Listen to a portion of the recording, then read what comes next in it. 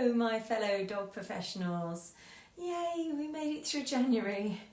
So today I want to talk to you about a serious condition called osteoporosis. Let me start by explaining what it is. Osteoporosis is a health condition that weakens your bones. It makes them fragile and more likely to break, and it develops quite slowly over several years. Osteoporosis causes bones to become weak and brittle, so that a fall or even a mild stress, such as bending over or coughing, can cause them to break. So as a dog pro, you would need to take extra care that a dog doesn't pull you over, and that you watch where you walk so that you don't trip over anything, such as a log in the woodland, if you get a diagnosis of this disease. Osteoporosis occurs when the creation of new bone doesn't keep up with the loss of the old bone, if that makes sense. Most people reach their peak bone mass by about the age of 30, and then it's downhill from there. How likely you are to develop osteoporosis depends partly on how much bone mass you attained in your youth. So the higher your peak bone mass, the more bone you have in the bank, and the less likely you are to develop osteoporosis as you age. According to the NICE guidelines, more than 1 in 3 women will sustain 1 or more osteoporotic fractures in their lifetime.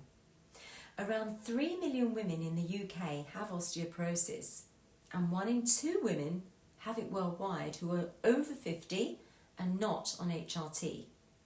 It's estimated that over the 10-year post-menopause time, there is a 20% loss of bone density.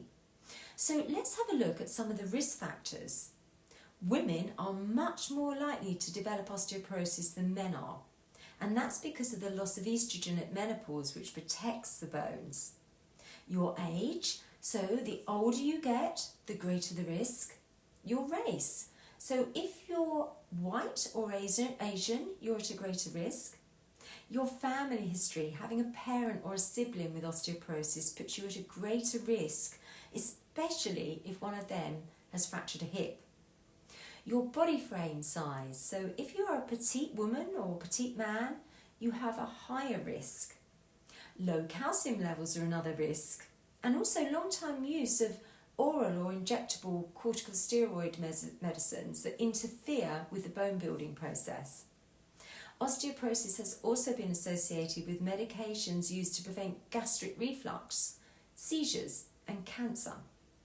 Some bad habits can also increase your risk, such as having a sedentary lifestyle. So people that spend time sitting around a lot have a higher risk than those that are more active. Being a dog pro is quite an active job, so that's a plus for us. Excessive alcohol consumption is a big problem too. So drinking more than 2 alcoholic drinks a day on a regular basis increases your risk, as does smoking. So let's have a look at what you can do to prevent osteoporosis or help yourself if you already have it. How do you know you have it? Well, unfortunately, unless you have a DEXA scan, which is a bone density scan, you won't really know, unless you break a bone, of course. That's why it's called the silent disease. Firstly, there is overwhelming evidence that HRT, hormone replacement therapy, will help to prevent osteoporosis, as estrogen is the key hormone for protecting and maintaining bone density. HRT is also licensed for women diagnosed with osteoporosis as a treatment. Secondly, good nutrition, including a calcium-rich diet and supplements such as vitamin D, may help grow new bone. Thirdly, any regular weight-bearing exercise and activities that promote balance and good posture is good for your bones.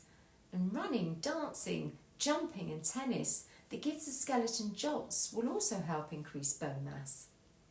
2 of my friends diagnosed with osteoporosis wear weighted vests when they go for a walk, so that's another idea for you.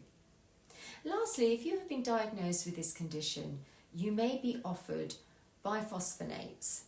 Now they slow down the rate that the bone is broken down in your body. So this maintains bone density and reduces your risk of a broken bone, but for some people there may be side effects. Interestingly, dogs can also get osteoporosis, and this can be due to a diet lacking in calcium and vitamins, and also certain hormonal changes. As with us humans, x-rays and analysis take place to provide a diagnosis, and supplements and drugs that strengthen the bone is usually the treatment. As dogs age, they do have a decrease in bone mass, but mostly it isn't really problematic as it is for us humans, as they have shorter lifespans and therefore a shorter time frame in which to develop the disease, of course. I hope you have found this really helpful and interesting. If you know of any dog professionals that are interested in keeping fit, well and healthy as they age, please ask them to follow me, as over the coming months I will be doing lots of health related videos so that us menopausal dog professionals can continue to do the job we love for as long as we want as we age.